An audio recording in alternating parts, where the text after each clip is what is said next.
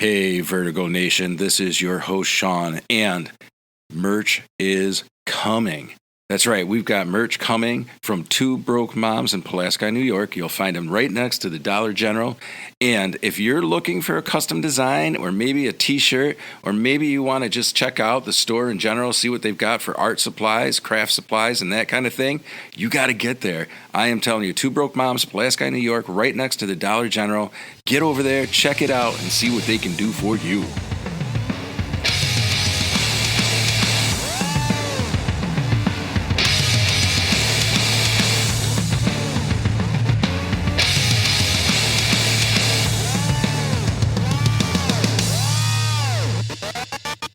Old school. He looks like a radio man. Yeah, I say that every one of my. I think I mentioned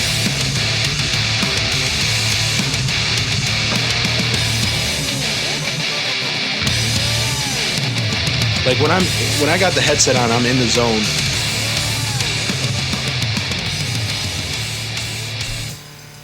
Hey, Vertigo Nation, welcome back to another episode. This is your host, Sean. Thank you so much for joining me on your Sunday or whatever day you have queued us up and are listening. Numbers, again, continuing to grow. So thankful for that. And I am really excited for this podcast today. I've got a very special guest with me who is just doing some incredible educating, outreach, advocacy work in the community. Her name is Ashley. Ashley, welcome to the podcast. Yeah, thank you. I'm excited. Yeah.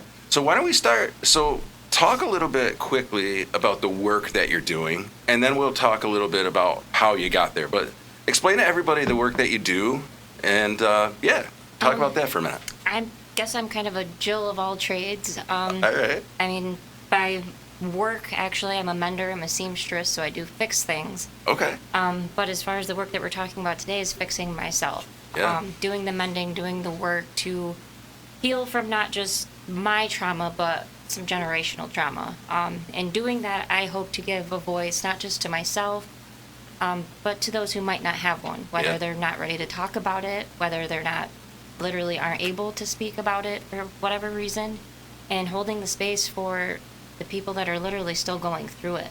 So bringing awareness to a very important issue that's affected generations before me, my generation, and unfortunately generations to come. Absolutely. So what is that?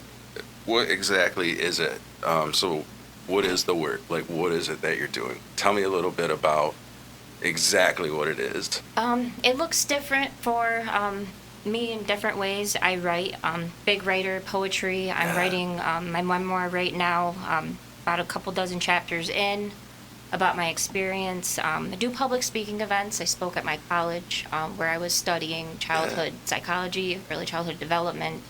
So bringing awareness to that community who literally studies these children and how things affect them in the household. Yeah. Speaking to other people, building communities, creating a safe space for people that didn't have a safe space. Yeah, which is so incredible. I really connect over the safe space because I think that's exactly what we want to do here. So having you here is phenomenal. Like I got goosebumps actually. So I got to tell that story real quick because it was such a I don't even know how to describe it. It was such like an honor or whatever for me, doing this. So anyway, I got a text from Minna, who is also here on the mic. Part of my safe space. I mean, we met in one of my safe spaces. So. Yes, I'm so glad we can provide that for you. Yeah. Sure. And so Minna texted me and she said, hey, there's somebody here that wants to meet you. They want to get on the podcast. And at this point, the podcast is definitely growing. And I've definitely had guests reach out. But you were the first person that was really like, hey, I really would like to share this experience. And I was just blown away. I was just blown away. Yeah, and it was so cool. And so when, Minna texted me and said, you got to come over, So I absolutely is so excited for this opportunity and so grateful, for you being here. So let's get started with talking a little bit about, your childhood and what kind of led you into the work that you're doing and why this is so important to you. You did send me some chapters of the book, which I did get a chance to skim through and read. That's a lot. So incredible.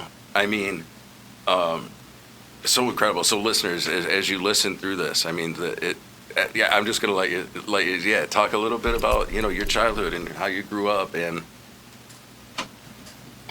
Yeah, it's the book can be a lot without going into detail. I think I tried to give it, a flow where it wasn't too triggering, but at the same time, it led you to really think about, what was going on in these environments. And I think I did a pretty good job. Yeah, you did. Just with the flow of, kind of painting the picture for you of what was going on. And unfortunately, I was one of many born into a cycle of generational trauma. Yeah. It wasn't just my household; it was my parents' household growing up, my grandparents' house growing up. And as an adult doing genealogical work, as a huge historian, it goes way before me. Yeah. So it started with my mom and my dad meeting, basically. People that had mental health issues that hadn't been addressed. My dad, very angry person. My mom grew up, she was actually, she had a younger sister who was one of the first children in New York State to die from polio. Oh, So, wow. at 6 and 8 years old, they're dragging around their little sister that couldn't walk. They lost their house to a fire because that was when they still thought it was contagious. So these are things that she carried with her into her adulthood. They lost their child young and they kind of babied my mom. Yep. And instead of really looking in on her and getting her the support that she needed, they almost sheltered her to the point where they crippled her. Yep. And the events that took place in her childhood led my grandparents into alcoholism, which is a very generational disease. Mm-hmm. Unfortunately, people look So at true. it just as a problem, but I believe it's a disease, and I Yeah. look at it as a hereditary disease. Yeah. No, I agree with you too. Your parents are drinking, it's easy for you to get access, and it's easy Yep. to see, their problems are being solved by what's in that bottle. Maybe Yeah. mine can be too. Do you think too? Because I also think I believe in the disease model. First of all, secondly, do you think there is some genetic disposition? Like obviously there's Oh. behavior, Oh, and I yeah. know there's a marriage of nature and nurture in almost anything. Yeah. But do you think that there's some genetic predispositions there? Oh, absolutely. Even I've been in therapy weekly ever since last March. And again, huge historian, always a lifelong learner. And this really does break down on a cellular level. I've got family that came over from France. That's ultimately what led my family now here. And they came over during basically a starvation period. Mm. So there's things that affect you on a cellular level that are going to continue to affect you. Yeah. And I believe that some of the things that happened during my parents, even when my mom was pregnant with me, when you're in utero, you pick things up. Your mom's stressed sure. out, you're stressed out. Yep. And unfortunately, even me becoming a young mom, I was carrying on the theme of toxic relationships, and my daughter's probably picked up some things, in utero for me. So my big thing is trying to break that generational trauma that I Yeah. was born into. It's like a heavy chain that I've carried around for a long time that I'm ready to drop. Oh my gosh, yeah, it's so true. I think that first of all, I think it's incredible that you've gotten to this point where you can identify it, one, but two, then identifying it is one thing. Jumping into action and how we break the cycle is another, because I think there's a lot of people. I hear it all the time, almost jokingly and just, right? Like, oh yeah, I grew up in a quote unquote, you can't see my air quotes, but quote unquote, abusive household, or I grew up in this cycle. And so people identify that there was something unhealthy, maybe not even necessarily abusive, but unhealthy, right? Yeah. They can start there, they can identify it, but then there's no action to change. And a lot of people get hung up in that. And to hear that you've been doing that work, but then not only just stopping there, you've then turned that into action on top of that, Yeah, and is so incredible. And it's one thing to identify, that there was trouble in the household, but you really have to start the healing, you have to give these things a name. Yeah. And when I speak of domestic violence, as far as my parents' relationship, they were violent with each other, but not physically violent with me yet. But that still took a toll. It's once my grandparents died at an early age, which was my safe place.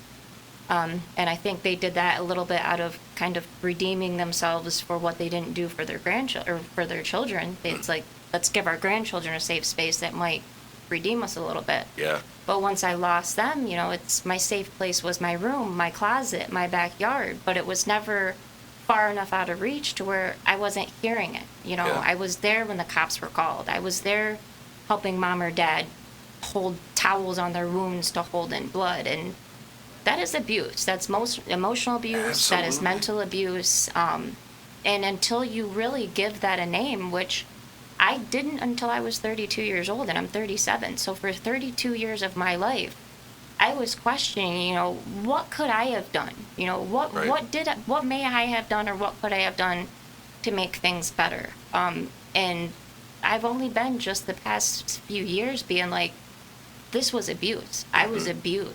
Yep. And until you give that a name, you don't know what to heal. It's just like getting a diagnosis. You can Right. only, trial and error. You can't really treat the symptoms until you know the disease. Yep.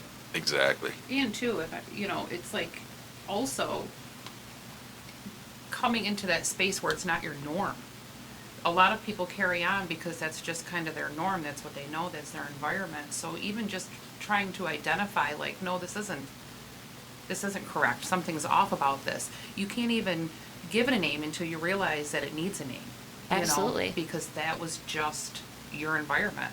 How do you identify that, okay, wait a minute, other people don't live like this, or this is not okay or not acceptable? So Absolutely. that's a huge roadblock for some people, to even get to that point. Yeah. So it's so commendable that people can even get to that point regardless of age. But it's hard. It's hard to step out of that when that was your environment for so many years. Oh yeah, and it's even, I'd go to friends' houses who had the typical nuclear family. I mean, I still did, whether, Right. be it was very toxic. But I'd go to friends' sleepovers and, they would have what would be looked at as a more normal family. But my environment had always been so toxic. And like you said, I saw that as normal. That was my normal. It wasn't, out of the ordinary to come home to mom and dad fighting. But it was that mom and dad, and that's all what I always knew. So it's like one of my chapters, the calm before the storm. It's like people see calm before the storm as like it's a peaceful, you can still see the sun on your left and maybe the storm rolling on the right. And I see it more as an eye of the hurricane. It's like there was always storms going on around me, and sometimes I was just in the break of those different Yep. waves of storms. Yeah, I agree. I think so. The way that it was taught to me is there's a cycle of violence that happens, right? And so we've got this honeymoon phase that's going on where things are feeling good, right? We feel almost, do I dare say normal? I don't know if that's a great word, but there's this just feeling of contentment. And then something starts happening where this tension starts to build, and there's this feeling of like, it's coming, it's coming, it's coming, and then it comes, right? Yeah, just like a storm, the pressure changes. Yeah. And so there's this constant, movement of like, we're good, we're not good, we're good, we're not good. And I think that does a lot on a child as well, because we can't name that, but we obviously know that that's what's happening. Oh, yeah. And then what does that do to a child as they're, growing? And what kind of impact did that have on you? Oh, because you feel it, just like you said, you feel it, you just don't have a name to it. And now that as an adult, I've literally studied childhood psychology. Mm-hmm. These kids know what's going on, from a very early age. They feel the same feelings we do, just because they can't put, an actual defined term to it. They absolutely feel everything. Yeah. I And- agree. And in that cycle of violence too, even when you're in that state of contentment, you're still on edge. Absolutely. Because you know it's absolutely. coming. Yeah. So then when it starts amping up, you're even more anxious. And then it hits and then you're max anxious. But you never get out of that level of anxiety. Oh, yeah. So you live in It's this, like hyper-vigilant state. yes, very much so. Yeah, it's so true. And how about going to friends' houses and such? I mean, do you feel like even at a young age you were able to recognize that there was something different? There was, but there was, unfortunately, a lot of people of my generation, I feel like, had a lot of the same stuff going on. Yeah. There was medicine cabinets full of, the opioid epidemic. A lot of our parents, a lot of our relatives were victims of that. So it's, they may not have had the domestic violence going on at the same time, but mom was spaced out in the same way and wasn't able to be there. And, dad may have been off doing his thing. And, just look at the divorce rates from my generation and the ones before. It's like the boomers, they stayed together just because, for That's the what you kids. did. Right. A lot of And things then, were hidden too. Oh, It was absolutely. secretive. You don't tarnish your family name. Oh, yeah. You don't air your dirty laundry. So things were kept behind closed doors. And you're raised in that energy, and pretty much everybody was. Yeah, That and it was was just the way to do it. It was easy. We didn't have technology. We didn't have people reaching out. We didn't have podcasts where, people like me Resources, that can hop options. on and say, hey, a lot of shit went on behind closed doors, and let's talk about it. So where did you initially grow up? I grew up in Central Florida, about 20 minutes south of Disney. Okay. Which now Disney's pretty much taken over. But Yeah. I was there when there was still some semblance of small town life, but it was growing up very, very fast. My dad eventually, I think I was about 9 or 10, got a job at Disney. They were rapidly expanding. He just finished working through a lot of basic engineering courses, and Disney was taking on everybody they could, whether they were graduated or not. It was kind of like the pandemic of the amusement park. You've got enough experience, you can come in and help us build, which financially was great for our family. Got us out of the trailer park. We had our first sure. house. Things were looking good. But Dad worked third shift. The magic happens during the day. The maintenance, the building happens at night, and, behind closed doors where people aren't seen. Right. So that opened up different doors at home. So yes, money was better, plentiful, but the time with Dad, who I was always close to, was gone. That was the person who I'd learned a lot of my interests from. I was really close to him. Despite his temperament issues, they weren't really towards me yet. They were more steered towards my mom at that point. So he was the safe part of home. Yep. And once he started working third shift, it was more of mom. And that's when my eyes really opened up to my mom was mentally ill. And, I remember now that I'm going through therapy, talking to psychologists, I've even experimented with antidepressants myself to see if it would help. And Yep. I remember these labels now being in our medicine cabinet, but those weren't the ones that were being used. It was the pain pills. It was the things that gave her a high, not the things that could have helped her Right. be a mom. Right. And that eventually, led to more infidelity in the household. They were working two very different schedules. Our family was literally being torn apart. So, what is this magical place? So, for most people, the happiest place on earth, Right. this beautiful amusement park, it was tearing my family apart, Yeah. literally from the inside out. And it was about 2 years of that back and forth, and then I was told Christmas morning that my parents were getting a divorce. Oh, wow. And to most kids, that would have been, oh my gosh, my world is over. But at 12 years old, I had carried so much weight on my shoulders, it was almost like I was able to set some of it down. Yep. It was like, okay, this might be better. We'll figure it out. I've seen other friends, go through divorce. Sure. But I was comparing myself again to a different type of household, a different type of nuclear family that had, a co-parenting situation. I wasn't ready for what was to come. Yeah. And what came was the divorce. I was old enough in Florida to you choose where you want to stay. And to give a 12-year-old that choice isn't, I don't think, the best policy. I feel Sure. there should be a little bit more intervention. Should they play a role in the decision? Absolutely. Yeah, right. But ultimately, it should really depend on what's going on in the household. And I remember that feeling too, and not even so much on like what was going on in the household, just that torn feeling of loyalty Absolutely. was so overwhelming at that age. You Yeah. had to choose. Yeah. It's a popularity contest. That's a Who do lot you to like put on more? a 12-year-old. It That's a is. lot, You take yeah. all of the outside That's a stuff lot away, to that put on. alone is heavy. And Yeah. that was my first, big decision other than, what shoes is Barbie wearing today? Like, that was my first real big decision. And I chose to stay with my father, which I remember my mom telling me that she knew that I was the other woman in the house. Wow.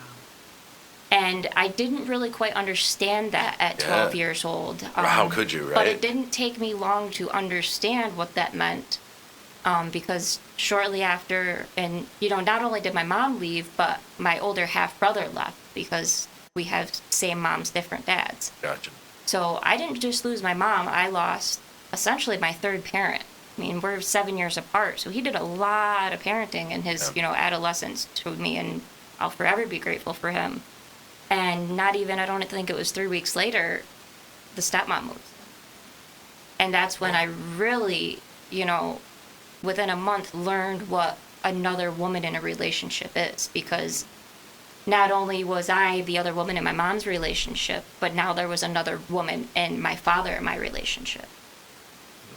And once I found out that she worked at Disney also, that was just another branch on the tree of, the damage that this amusement park was doing to my Right. family. It's just like Tearing it apart. how long was this going on? So And for somebody your age to be, and we've had this conversation because we're both product of a divorce and, have gotten together after divorce. And so when kids don't understand what's going on, they put those puzzle pieces together, and typically their mind at that age goes to worst case scenario. Oh, absolutely. So you're seeing some of the puzzle pieces, and then you're filling in the blanks for the rest.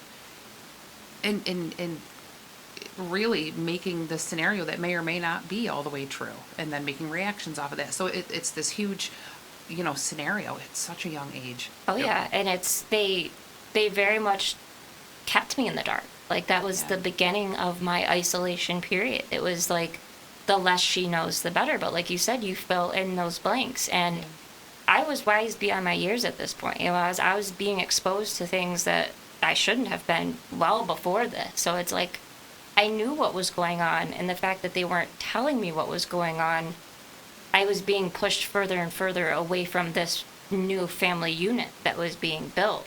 Right. And it was it was the first feeling of neglect towards myself because I was given the choice to stay there, and I did.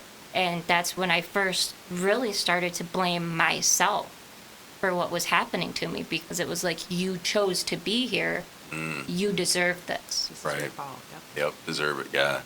And it's, again, it goes back to what you were saying. Like, even though you were 12, and I do agree with you, I think that there should be some input from the child, from yourself, what your thoughts and where you want to be are. But again, that is a lot of responsibility, and it comes with, we're not mature enough at 12 years old to handle the other emotions that come with that. Like, you're making yeah. a pretty big and significant choice when you're talking about what parent do I want to kind of pledge allegiance to, really, right? Right. That's what they're It's asking you to basically do. saying, who do Yeah. I like more? Who's Right. more fun? Because Absolutely. a kid wants to think about Yeah. who's more fun. Right. Not who's going to keep me safe, who's going to have my best interest in mind, Right. and all of those like essential things that we need.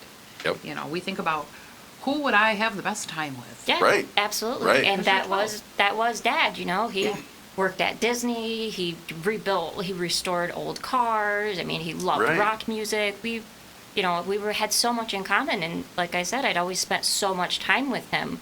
So staying with Dad felt like the right choice. And Right. then he became very quickly somebody I didn't know. It was almost like overnight. And Tell me more about that. How so? it's literally, it's a Cinderella story. Once that stepmom came into the picture, I was tucked away I literally had to change bedrooms because she needed more room for her things, and I was tucked into the unfinished part of the house. We had an old 1800s house that he was redoing, and I was literally put into the only room that hadn't been touched. Right. I mean, there was exposed clapboard from the 1800s. I'd listen to the squirrels in the walls, wind blowing through. It was Wow. It was Okay. very. I just remember Cinderella's snowing room with the little mice in there helping Yeah. her sew, and I wasn't sewing yet, but I had It my was mice very friends much in that there. feeling, yeah, very much that feeling. absolutely. And everything that we used to do together. We used to go to car shows together, and we used to go to concerts. My first concert tour with my dad, and everything stopped. Yep. I was now replaced, and it wasn't what I thought was going to be a new family. A stepmom comes in, okay, mom's not here, but it'll still be the three of us. The seed was never planted. The field was overturned and a new crop was ready to harvest. Right. And I was isolated. And it was down to the point where I wasn't even fed the same meals. She would prepare them meals, and I had 2 shelves in the pantry of things that I could choose from. Ramen noodles, the most heaviest processed food you can find, Right. the cheapest stuff on the shelf. That's what I had access to. So it's like for most of my childhood, I lived off of canned soup, or if I was lucky, if there was some bread left, I could steal some sandwich meat. Right. So at that point, school really became my first home. And as the educator, I've really learned, school is a second home for kids, but for a lot of kids, unfortunately, it's a first home. Yeah. And the learner in me just really dug myself into school. I'd always loved school, loved learning, loved the environment. And some of my teachers became my guidance. Yeah. I mean, I was going to them, and I wasn't explicitly telling them things that were going on, but they knew I was coming to school hungry, so I would get snacks. Or they knew that, I would wear the same clothes for a few days in a row because at 12 years old, I was expected to learn how to do my laundry, and I'd never done it before. Right. And how can you learn if someone doesn't hand over hand right. show you, right? Absolutely. Yeah. And, kids Right. nowadays have a phone. You can Google it. And Yeah. I didn't have Google. Yeah. It was a machine in front of me with buttons, and Mom wasn't there to show me. Dad didn't want to show me, and stepmom did everything she could to not show me. Talking about school, did the educators, teachers, anybody ever, was there any ever reports made? Because one of the things I think about is mandated reporting, right? Absolutely. We're take an oath. You Yeah. literally take an oath becoming an educator, just Right. as medical professionals do, and you can face jail time, if you don't report a situation right. you know about. You're mandated. And they used to be so much better about it. In elementary school, I used to meet with one of my teachers or one of the guidance counselors weekly, but it was in a group setting. So very large schools, Central Florida, blew up with numbers. I mean, our school probably should have been split into 3 different districts by the time I was in 5th grade. So there wasn't a lot of resources to sit one-on-one with kids. But who Yeah. wants to sit in a group of 10 to 15 kids and say, I listened to my parents eat dinner downstairs and I was upstairs hungry? Right. And it's hard to really tell your truth. I was already getting to Yep. the point where I was blaming myself. I chose to stay. This is what I signed up for. Mm-hmm. We got to get through it.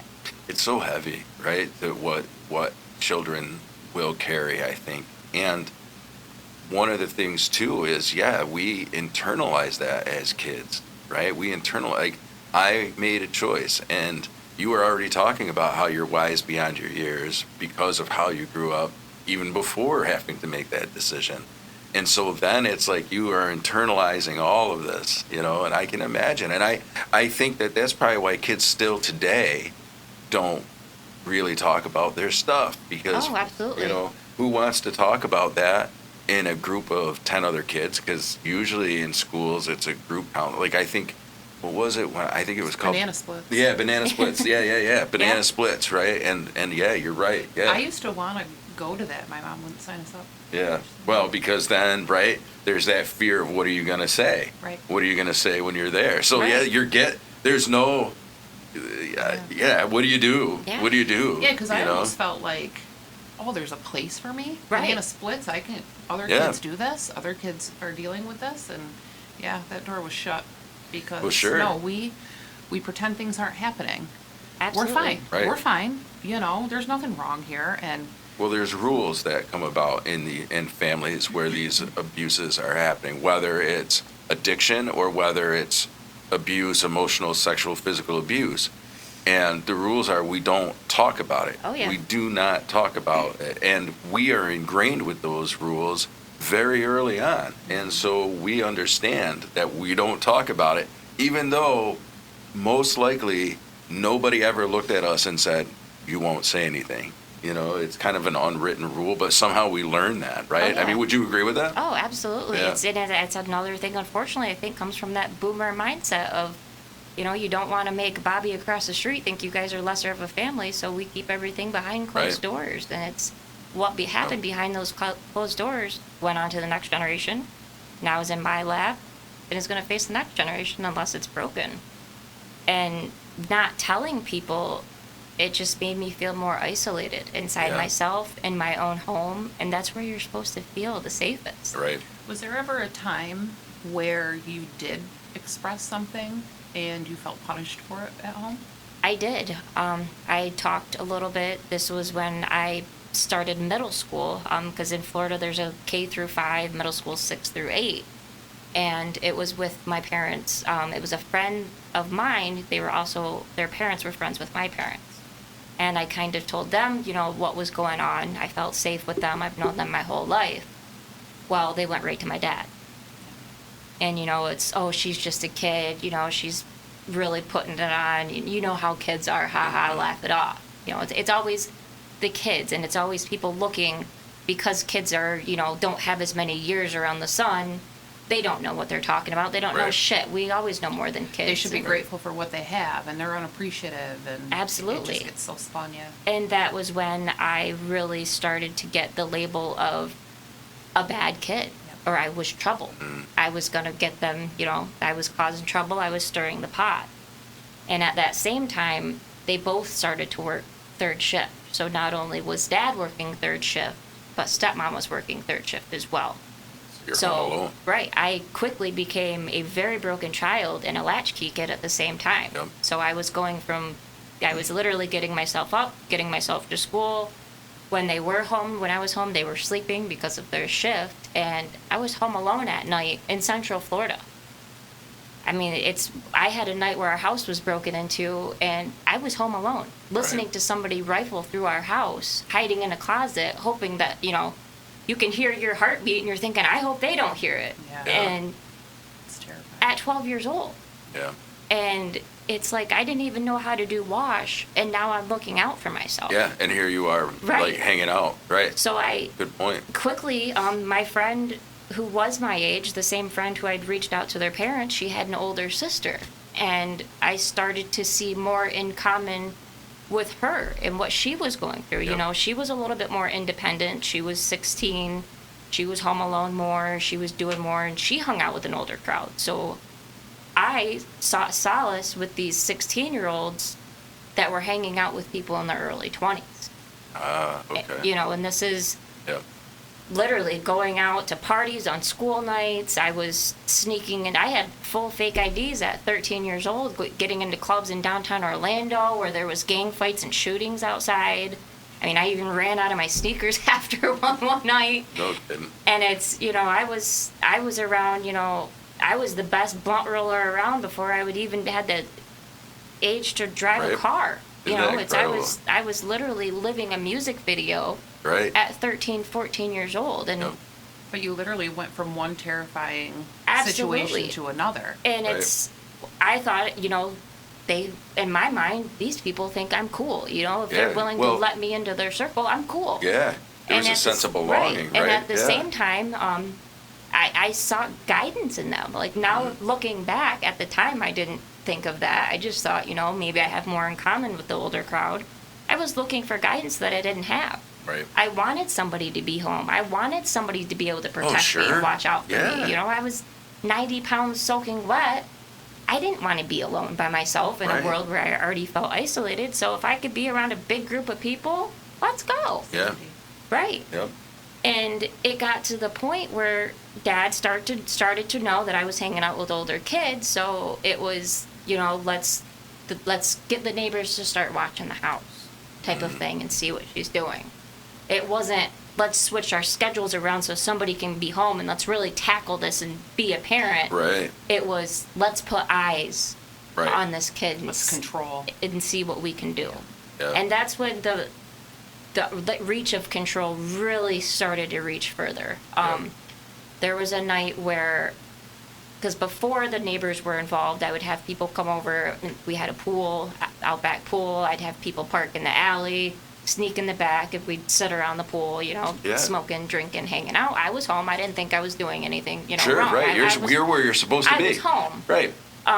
And after I knew the neighbors were watching, I had to be a little bit more careful. Well, this was the age where hotel parties were huge. You know, it wasn't anything to rent out a whole little small strip motel and, you know, party in every room. Well, I wasn't ready that night. I was still doing my homework even though I was partying. I've always made sure I was an A or B honor roll kid, and I wasn't there fast enough. So they sent somebody over to the house to say, hey, are you ready?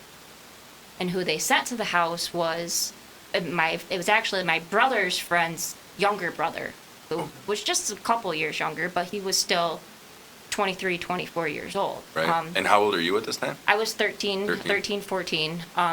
And so I knew him. You know, I knew these people for years. My brother, it was his best friend all growing up. So it was somebody that I didn't know personally, but I knew of through my brother. I knew the family. So there was some safety there. Yeah. You know, there was some sort of camaraderie because our families knew each other. Wasn't a complete stranger.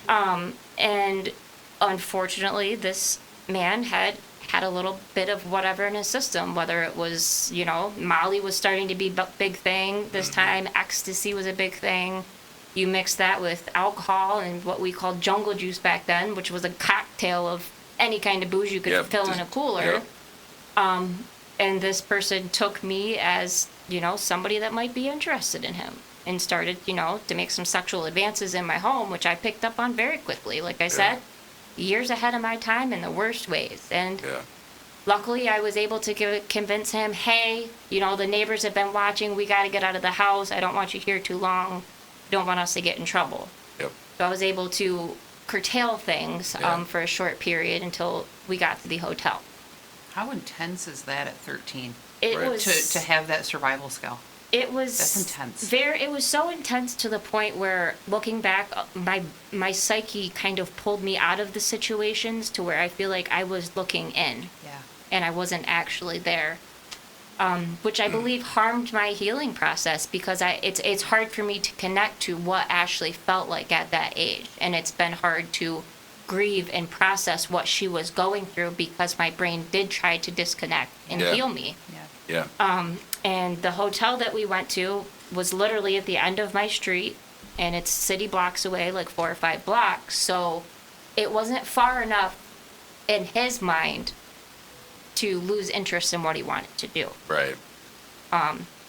So we get there, everybody's drinking, partying, and like I said, this entire motel had been rented out. So there's people that had been partying for hours. I mean, they're literally Lit. They blacked out, don't know what's going on, and I was forced into a bathroom, and unfortunately lost my virginity through rape. And it was probably, which is so crazy to me, not even probably 30 minutes after it happens, we hear a pounding on the door. And if you've ever heard the cops knock, you've heard the cops knock, and you can recognize that the rest of your life. And my neighbors were watching. They watched everything, and instead of reaching out to the police themselves, they reached out to Dad at work, who had to commute a good 30, 45 minutes through 9 o'clock traffic in I-Drive on Florida to get home.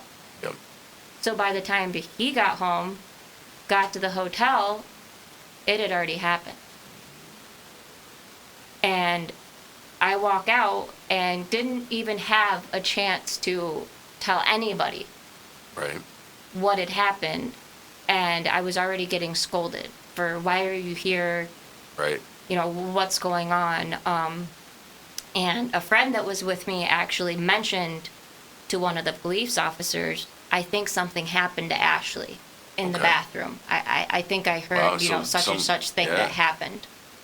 And she also said that it happened to her. Oh, wow. Okay. But her parents weren't there. Right. So she's taken by the police, taken to the hospital, goes through the whole rape kit thing, which essentially you're raped again by a medical professional, a group of strangers with a cop in the room.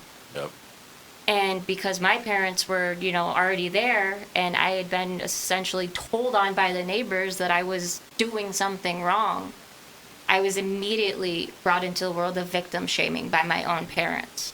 It was, why are you here?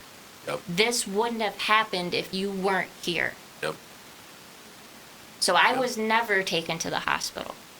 I was never treated by a medical professional. I was never consoled by a woman in my own household. Right. I was scolded and Yeah. blamed for something that a grown man had done. Right. And Yep. so my experience with the assault was I wasn't taken to the hospital, I was taken to the police station and interrogated by a group of male police officers on videotape Yep. and had to explain what had happened Right. as a child Yep. in the same clothes Right. that I was wearing. Right. Were they asking you about the rape situation or just the partying in general? It was just the rape, but it wasn't being explained or questioned like a Gotcha. rape. Yeah. It was, did you make advances? Did you consent in any way? Yeah. Which blows my mind because do we do that? Let's say that you were mugged. Do they frame the questions the same way? Right.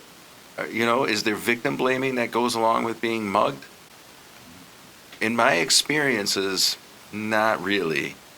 Right? Or burglary, Yeah. But when it comes to a sexual assault or a rape, immediately victim blaming, immediately. Insinuations Yeah. that are inappropriate. Yeah, immediately. Yeah. And it's so sickening. It's disgusting, Yeah. in my opinion. They'd asked, they were more focused on the family tie relationship. Well, you knew this person. Right. Were you spending time with him prior to As this? if that was any type of, consent or insinuation Right. that it made it better or Absolutely. And I want to acceptable. just throw a stat in here. So I actually worked for a domestic violence and rape crisis center, 20 years ago. But, one of the things that has stayed true statistically is most people are not raped by a stranger in the bushes, Yeah. right? Most people are sexually assaulted or raped by someone they know or an acquaintance, and oftentimes even a family member. So I think that statistic has to be talked about more. I think because here it is. Like I said, this was 20 years ago when I was working in that field. 20 years, and that statistic is still true, and yet we still can't wrap our heads around that as a society. And I guess I also want to say this is where I commend you to being able to talk about it, because it is so important that people hear that.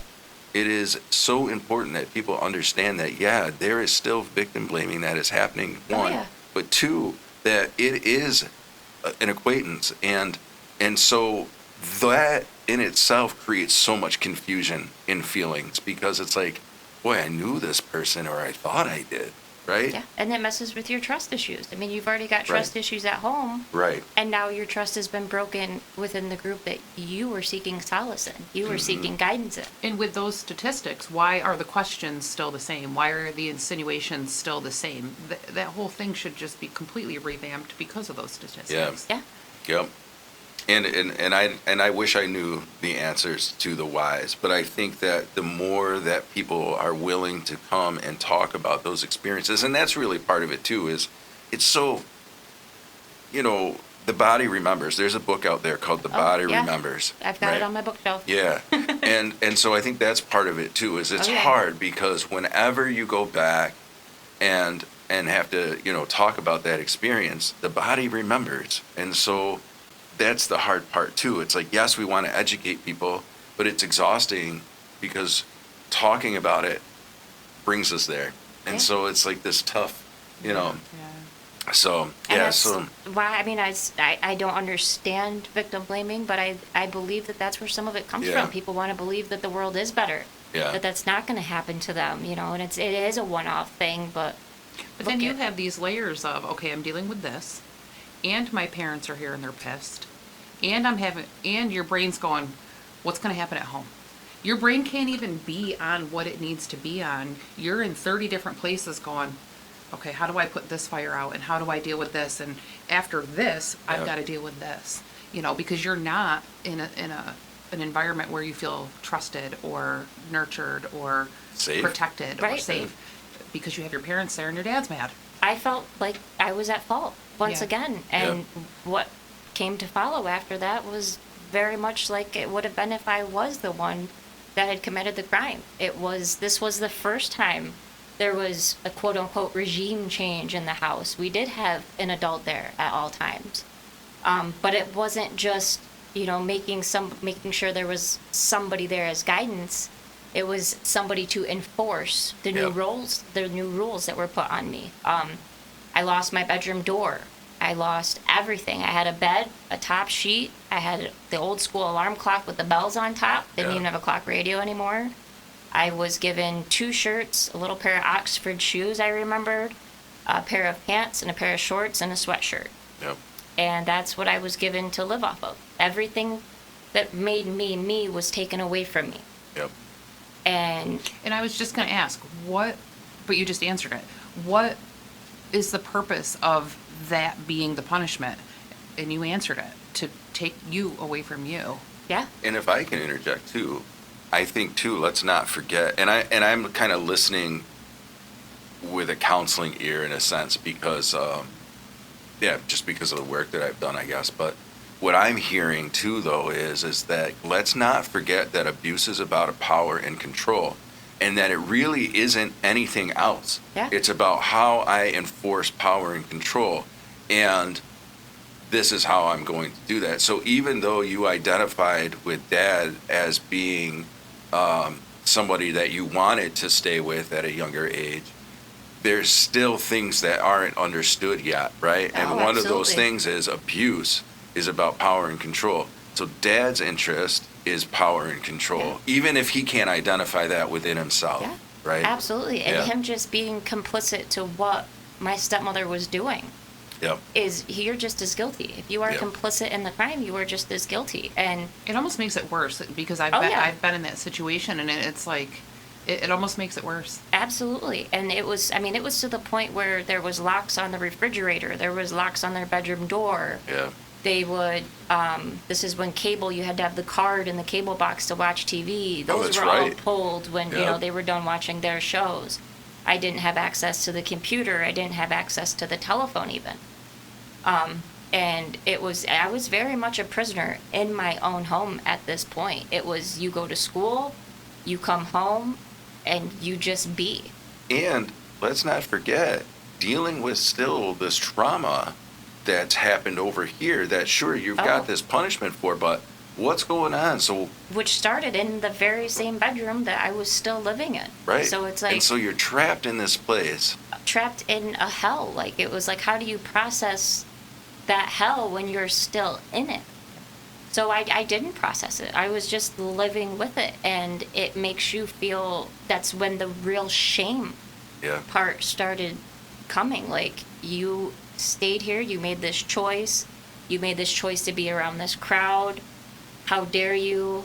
You deserve this. You turn it to deservability. I deserve this. Absolutely. And there wasn't a space for me to heal. And along with them going out to car shows, they still kept doing that. And they took about a month off of that. And then finally, when I guess they needed a night out, well, stepmom forgot to take the phone and hide it in the bedroom before they went.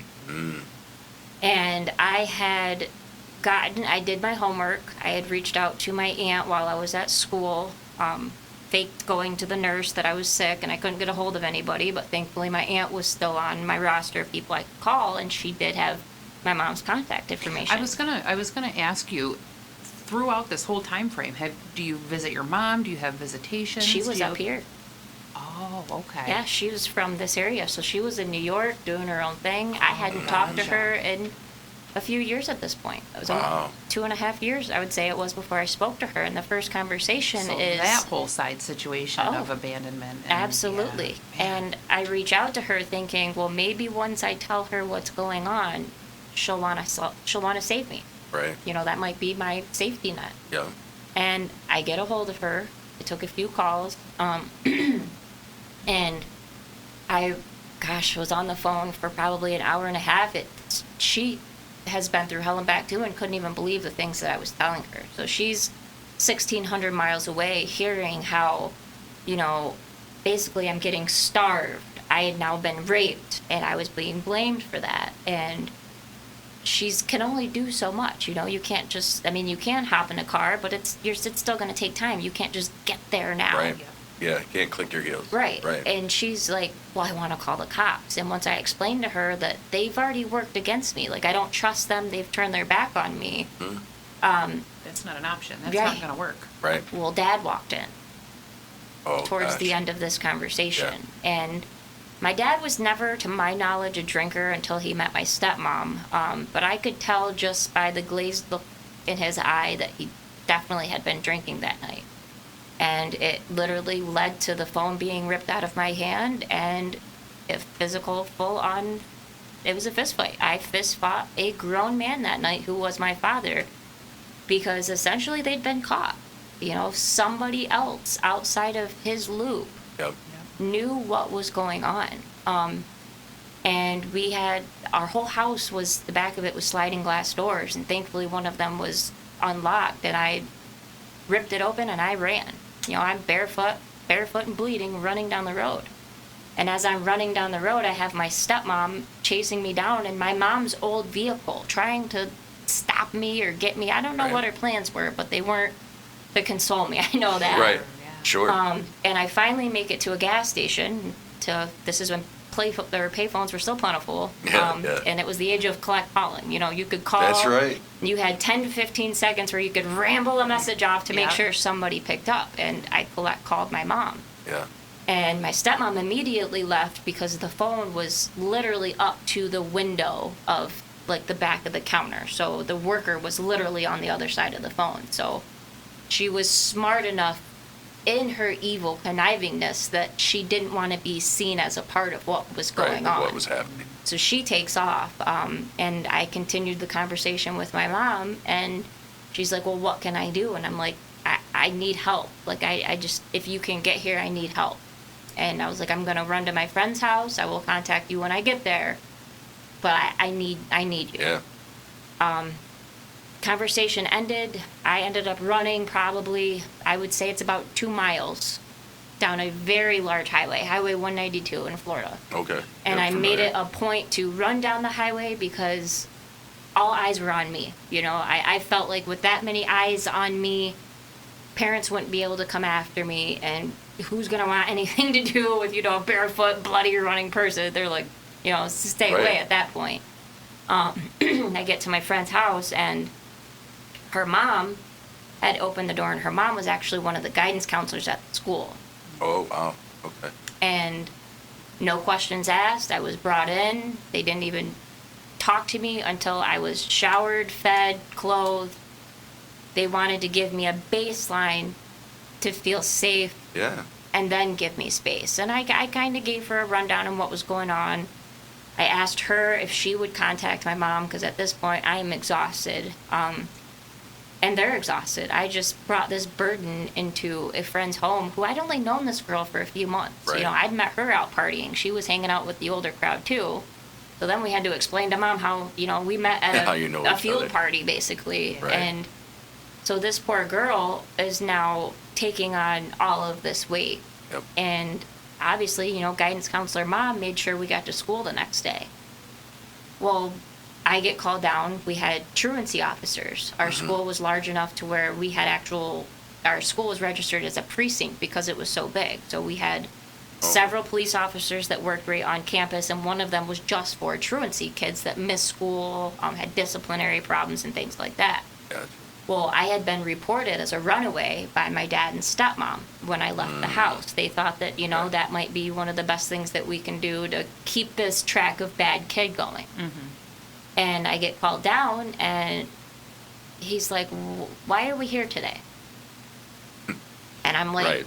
it's school, and this is what I do Monday through Friday. Right. Like, why right, are you right. here? Like, Why- right. Right. and he says, well, I have you listed as a missing child.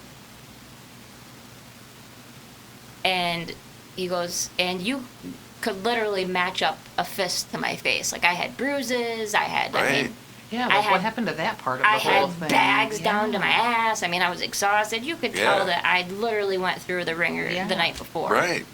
And I gave him the rundown of what had happened, and he told me, well, the state of Florida, whether or not you want to press charges, I have to. Like, your dad put his hands on you. This is child abuse. Right. After our conversation, I am going to arrest your father. And I chose to not press charges. To me, it was still my dad. And I was Sure. still in Yeah. the point where there must have been stuff I was doing to make him so angry. Right. Yeah. So I didn't want to press charges on my own. So I felt that it was a little bit easier that Florida did it. But there was never anything handled on where does Ashley stay. I can't go back to my dad's Right. because now he's being charged of felony child abuse. But there was no plans for where do I go until mom comes. Right. And here I'm 15 at this point. So I'm Yeah. not old enough to be on my own. I'm not old enough to get emancipated. I'm You're in this limbo. absolutely. Yeah. Yeah. Which was crazy to me. That's like, Dad's arrested, you can't go home, good luck.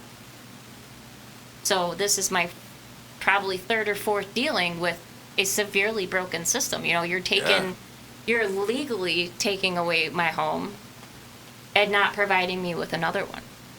And so I went and I explained, you know, to friend's mom what had happened. She's like, you can stay here until your mom gets here. I talked to your mom. She's going to be coming down.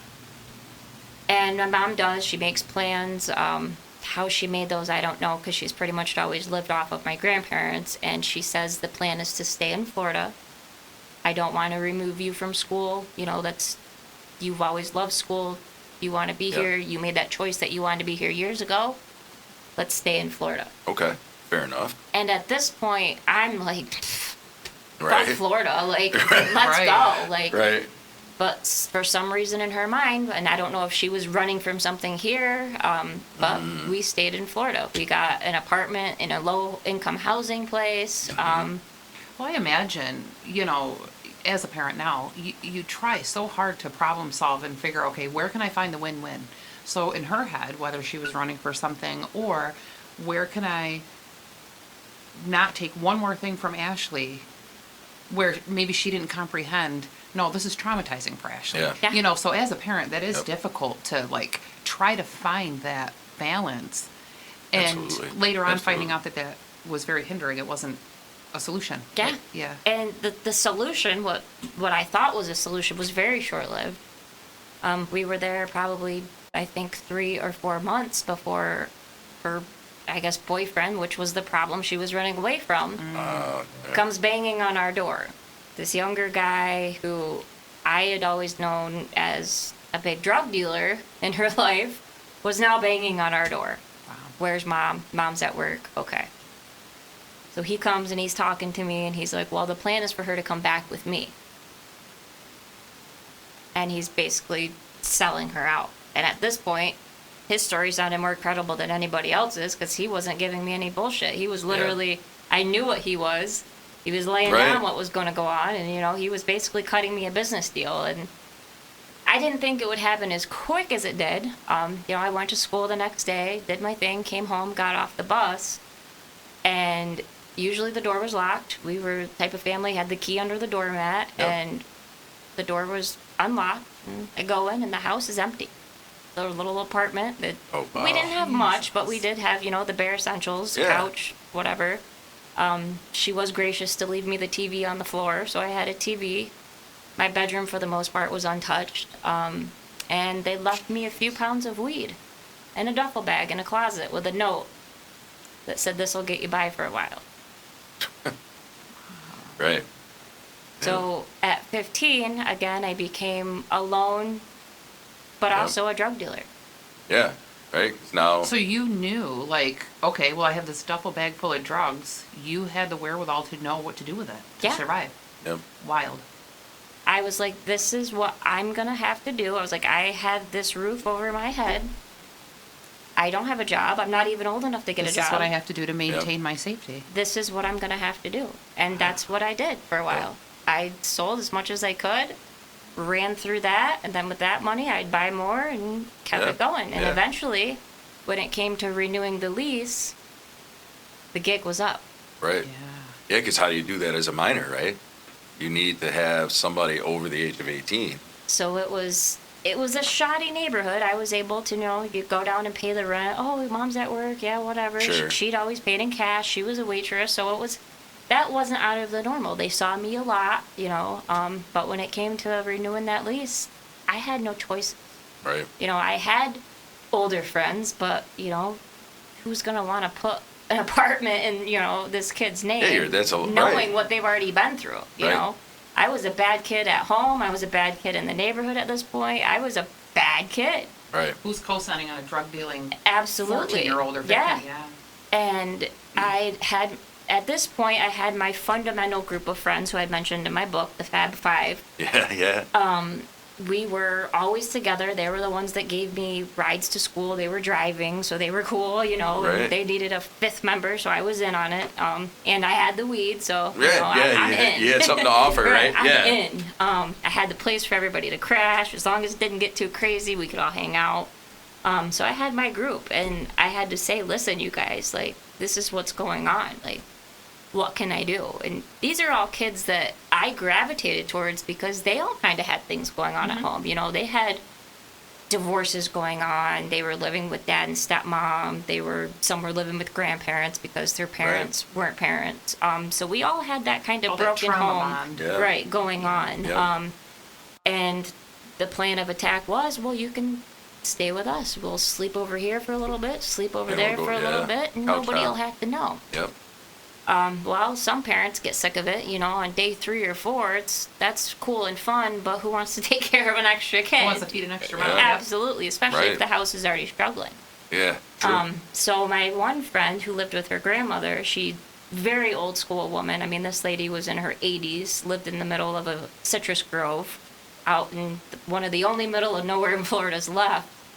And she went and asked her if I could stay for a while. Which I did, but it was clear that I was a guest and it wasn't home. Right. I could only use certain things. It was, your showers need to be 2 minutes, try to be here as little as you can. My granddaughter's already a problem. I don't need another problem type of thing. So that didn't last very long. And I went from that to getting my first boyfriend. And I ended up living with him. Yep. Sneaking. He lived in a very rich neighborhood. House was so big that you wouldn't even know if other people were home because you're on opposite sides of the house. So it was easy to sneak me in and out of the house. So it was my first actual relationship was built more as me seeking semblance in somebody else. So it wasn't an actual your first relationship where you go to the movies. It was survival. This girl needs help, and I'm going to try to do what I can. Yep. Yeah. And obviously, an upper class family, once they caught on, well, we can't let people know that type of thing's going on. Right.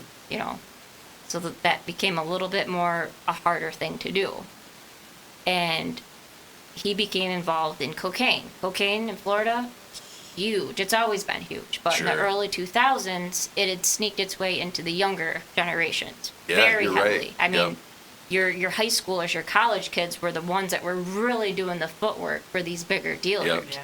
And he, unfortunately, going to a bigger school than I did, was brought into that world. Gotcha. And the first time I tried it, absolutely hated that feeling, but it sits with you until it wears off. So he's like, let's go out, let's go for a walk, get some fresh air, it'll go away eventually. Well, Florida has very, very, very strict rules when it comes to curfew for kids. 16 and under, if you're out on the streets, you get ticketed. We've got to reach out to your parents. They got to come get you. Yeah. And they were good. They were 17, so, they could just be told, go home, don't be out. So while we're walking, we crossed the street in front of who we thought was somebody in the neighborhood because he lived in this beautiful gated neighborhood, happened to be a county sheriff. Oh. So instant spotlight, pulls over, what are you guys doing? And talks to everybody. And I think, should I tell them a different age? Should I tell them this? But they're trained. Right. Some things they're trained better than others. And I knew, I'm sitting there, coke's wearing off. Lying's probably not my best bet at this point. Right. So I tell them, I'm like, listen, I'm not quite 16. but I live here. Like, I Yep. don't live at home. You know, my dad's been in trouble for things before Yep. with us as far as domestic violence. I figured this would be things he could look up in the computer. Right. Yeah. Exactly. There's got to be a trail. Right. And he says, we got to call Dad. And now looking back, I understand why he was able to call Dad while I was homeless and kind of, you know, living in couch to couch. Yeah. Dad ended up getting the abuse charges expunged because I wasn't able to tell my story. Ah. I wasn't there, so everything got kind of brushed thrown away. out. Exactly. Okay. So Dad comes, he's called, he's pissed off, he's woken up in the middle of the night by his problem. Yep. The problem he thought was gone is now back. Yep. So I'm, you know, brought back home. And went back to being a prison. It wasn't a home, it was a prison. So here I'm at home. I tell my dad, yes, I tried cocaine tonight, absolutely hate it. Can you sit with me? Right. You know, I knew he'd done it as a kid, you know, Right. I figured he would Right. be human enough to Right. admit that, Well- sit with me, and I agree. I think too, at the end of the day, regardless of everything that happened, and this is the confusing part for kids, I think, right, is it's still your dad. absolutely. It's still your dad. And until we get to the age where we're probably at now, it's our dad. And Yeah. so, And that's all I saw. yeah, you know, my exactly. brain, even though I'm going a million miles a minute, Right. I'm with my dad. I Yeah. know he's been here. Let's tell Right. him. And, you know, he's Yep. going to be the only person in the house that's going to be able to relate. Yeah. So while he's, you know, sitting with me in the bathroom while I'm in the shower, Right. doing my thing, well, stepmom must have been doing some homework. And that homework ended up turning into a youth shelter Gotcha. for troubled kids. Yep. Which in Florida, and unfortunately a lot of states, youth shelters exist in foster home settings. Yeah. So you will have a main campus, is what they call it, and that's where the boards of the state, the ones that are owned by the state, are. And then the youth kids that are there, that are a problem, whether they're in trouble, school issues, behavioral, parents just don't want them, are tucked away into little, like I call it, the little bungalow. It was Yeah. very much a little bungalow. Okay. And I was taken to one of these places. I was walked in. Check-in was very inefficient, so I knew that they knew I was coming. Yeah. The research had been done. They were ready Yep. for it, and this was another way of getting the problem, which was me, off their hands. Yep. And it was my first experience, firsthand, which I always thought this was just a foster home, you know, for kids that didn't have parents. Right. But this opened up my eyes to the industry of, you know, the troubled kids facility, Yes. the the teens, Yep. you know. And once I started to talk to the kids that were there, we all kind of had the, you know, similar stories. You know, I got caught smoking weed, or, you know, I was sneaking out, or I was missing school. But nobody had ever really been in actual trouble, because if we'd had, we would have been part of the juvenile detention. Right. Right. You know, yeah. we- A very different system. Right. Yeah. So the only trouble that we were having was we weren't aligned with what the control parameters that our parents had set out for us. And it was, I guess, supposed to be like an inpatient sort of, let's do some counseling, let's figure out how to help this kid, but it was Gotcha. very much, we cleaned up after the foster home. It was days long of chores. I still was able to go to school, Right. dropped off very close to the bell ringing in this huge white van that said Osceola County Children's Home. So everybody saw it, you Right. know, and everybody already had an idea of what was going on in my life. I mean, some of these kids were housing me in their homes, Right. and then they're like, holy shit, Right. this is where she is now? Busted. Yep. And the part that hurt the worst as far as the school system is, this is my first real betrayal with them, is my guidance counselor came to sign me out. She was, as a state Yeah. licensed official, she was able to sign me out of this program, and for like 2-3 hour increments, and she would take me out to eat, get me some candy. If I had school projects, she would see if I needed anything. Even took me back to her home so I could use the computer. I could get my work Right. done because she knew how solid of a student I was. Even all this shit going on, I've always been an honor roll student. Yeah. But there was never conversations of how we can fix this or why are we here. It was just her way, I guess, of feeling better about her playing her role Right. in this. Right. And- Doing some small part. Right. Yeah. But at the end of our meetings, it was always going back Yep. to the bungalow, tucked away. So did she never ask anything about like what got you there? Like was there just a kind Never. of And just ignored that there was any kind of backstory here? And in my mind, it leads me to assume that dad and stepmom had got to her first. Yeah. You know, it was their story versus mine. They Right. had the credibility because they're the adults, they're the grown-ups. She'd already gotten Yeah. in trouble for this, that, and the other. It's like an acceptance of, this is what happened, this has to be done, that's it. Absolutely. It's just so black and white, Yeah, there's I had no bigger voice. picture. Like, children do not have a voice. No, you're right. And even constitutionally in the United States, which is a big part of this whole industry, is kids legally do not have a voice until they are 18 years of age. Right.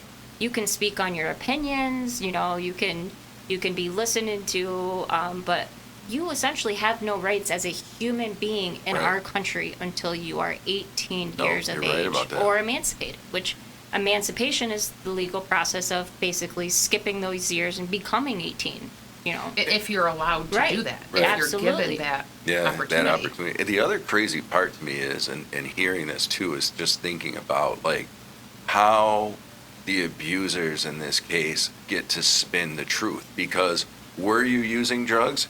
Yes, but no one asked why. Yeah.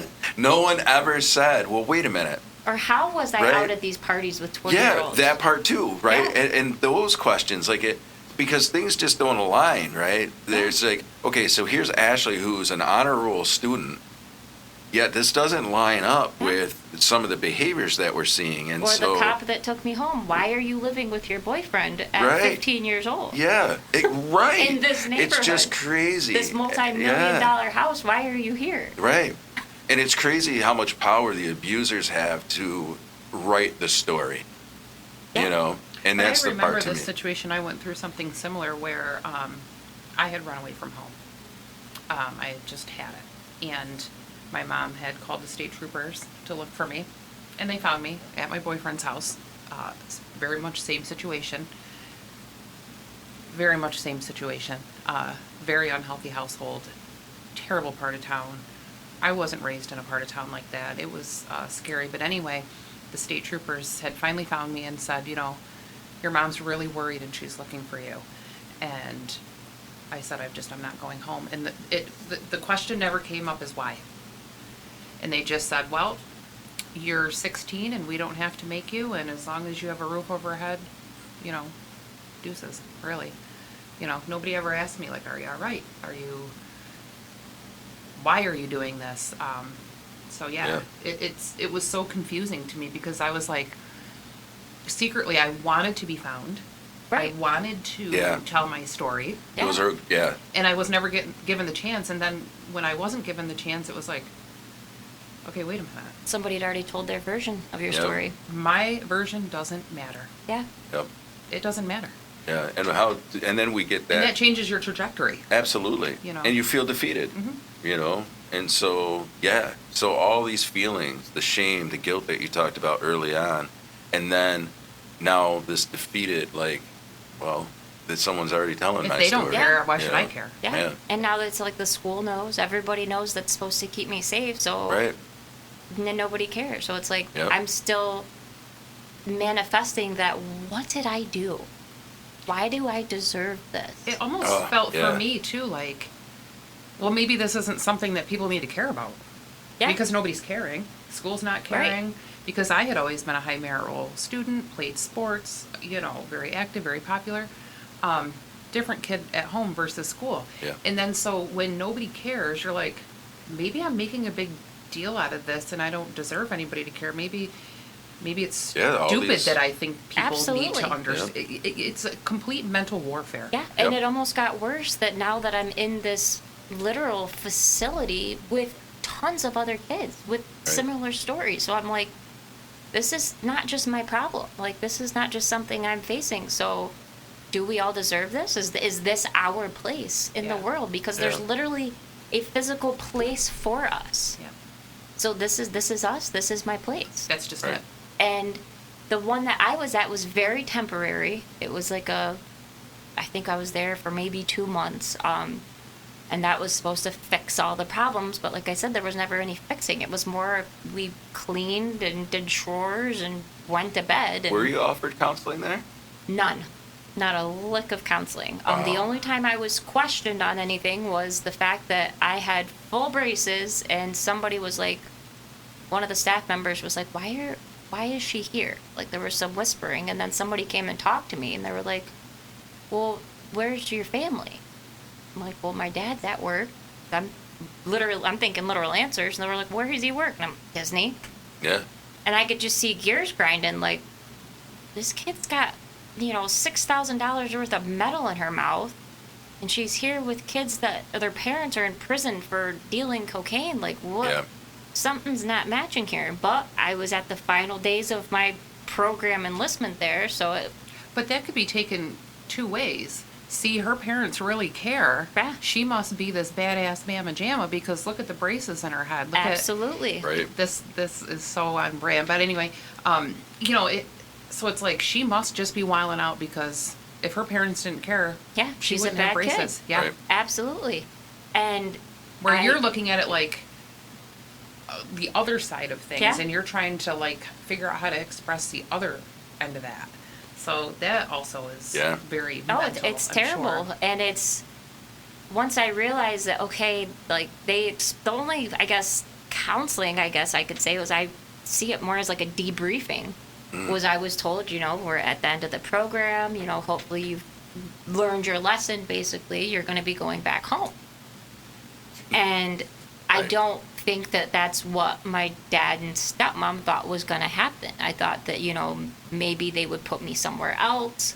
Maybe they were going to find a way to legally get me in trouble. I didn't think they thought that was going to be so short-lived of the dishing away of the problem, so to Yeah. speak. How long were you at the facility? That one I was there for about 2 months, a little over 2 months. Okay.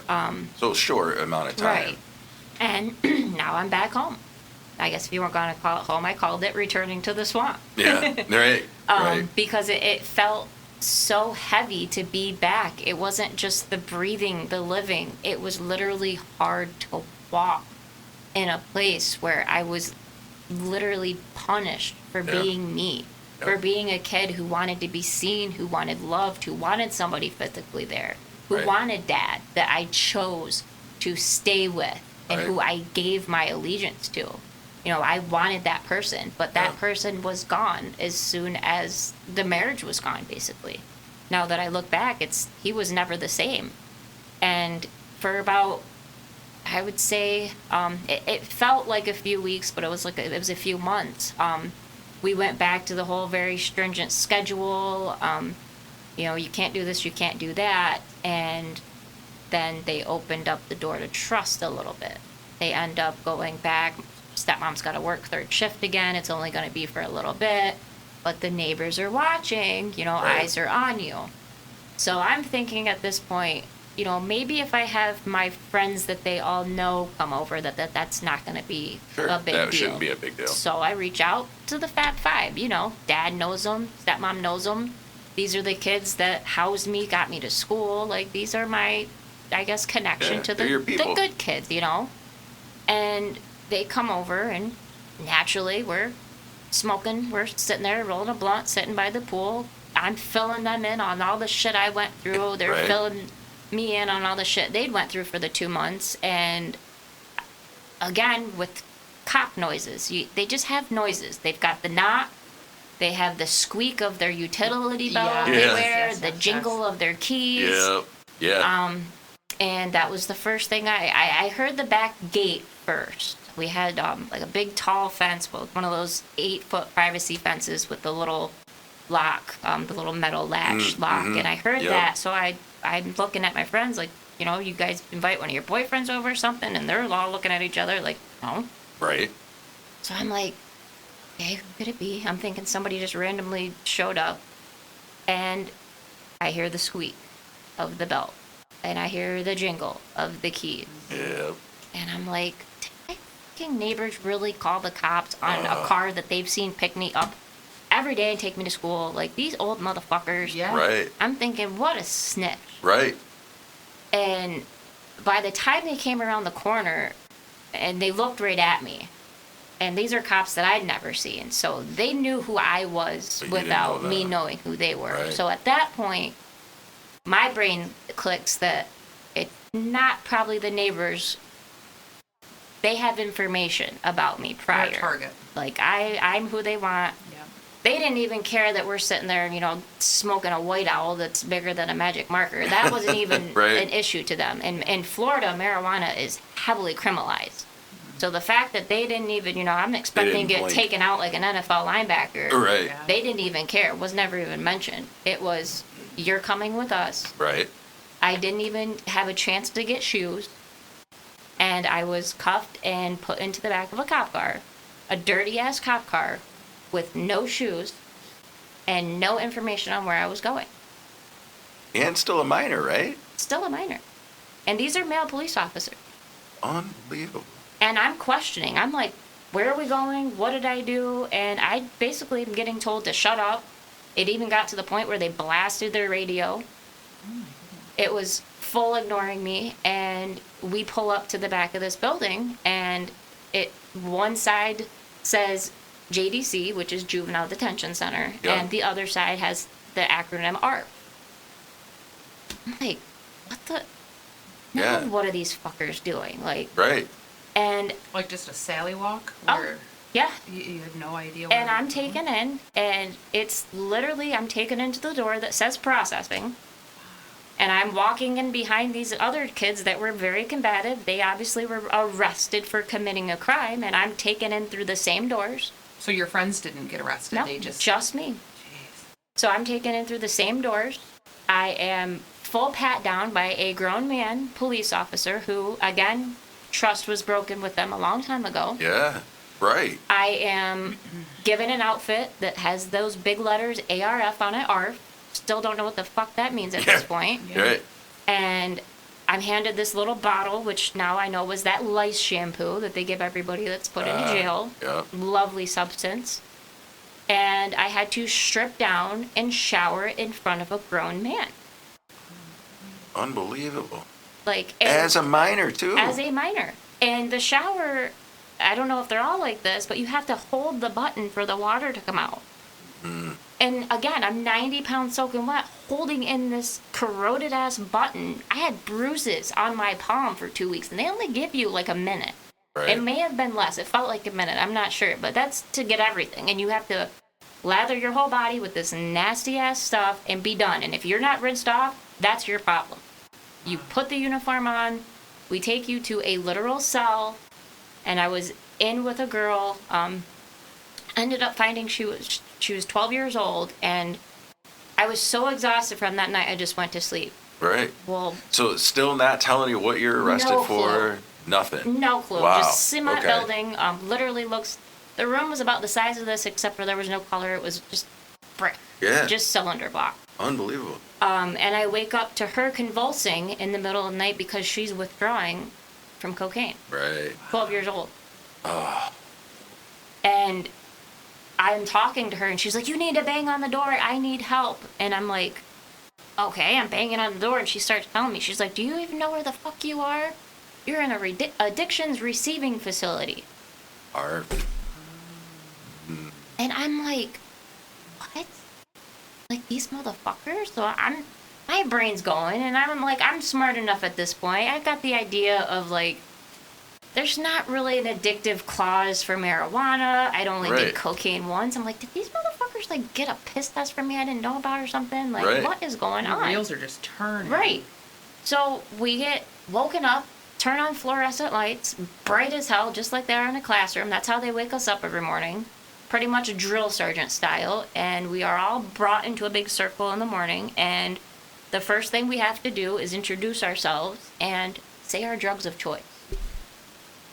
So, I'm Ashley. My drug of choice is marijuana. Right. Well, I have this man come up to me who was about 6'5", 300 pounds of solid muscle, screaming, spitting in my face that my parents have told me I do cocaine, pills. I think they said hallucinogenics or Wow. something. Shit was on there that I don't even knew what they were at that point. Like, Right. I was just like, what? And Right. I'm just like, you guys took piss from me last night. Don't you see what I have in my Right. body? What's in Like, my system? unless right. I was drugged when I was asleep, How like, confused are and you? because I didn't admit to everything on the list, I was automatically put on like this restricted list. So I wasn't allowed to participate in rec, which was literally a cage, full cage, top covered and everything, about the size of this room, where about 40 kids could go outside in 5-minute increments during the day. That was it. That was your rec. Had to get put on some sort of duty. I was put on laundry duty, which meant washing the clothes from the juvenile detention center, which were covered in human feces. I mean, some of those kids, it's Right. just like jail. You know, Right. it's, Yeah. I'm cleaning blood. I'm cleaning human feces with no gloves. And I still don't know how to do laundry properly at this point. You know, Right. I was still very much intellectually that 12-year-old that had been abandoned and isolated. Right. And I finally, we get called to lunch, and I hadn't eaten since earlier that day. So we're going on, 24, 48 hours of me not eating. Yeah. And we get taken into this very small cafeteria. It's kids serving other kids. And because I was on the restricted list, I only got a few things. And then half of that, I didn't even know what it was. And I was like, I'm not eating this shit. Right. And I'll never forget, this girl slid over a cookie and put it under my tray and just gave me the look of, I can tell you've been through some shit. Right. You're going to need these calories.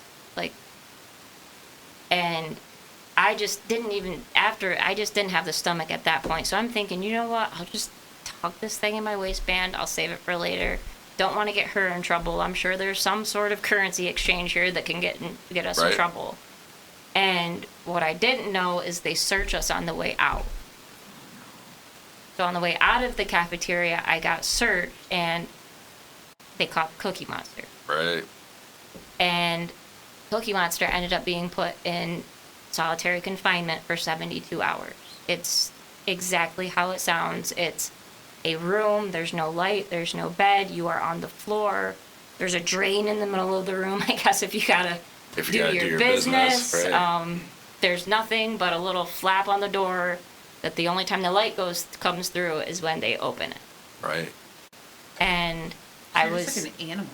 Yeah. Oh, yeah. Exactly. absolutely. I had already experienced at home losing my identity, but at this point I lost my humanity. Yeah. Like, I was dehumanized on every single level. And I'll never forget the first time the guards would go around. I call them guards, but these are very, on the ARF side, they're not licensed, I come to find out. The ARF, it's privately owned. You don't Random.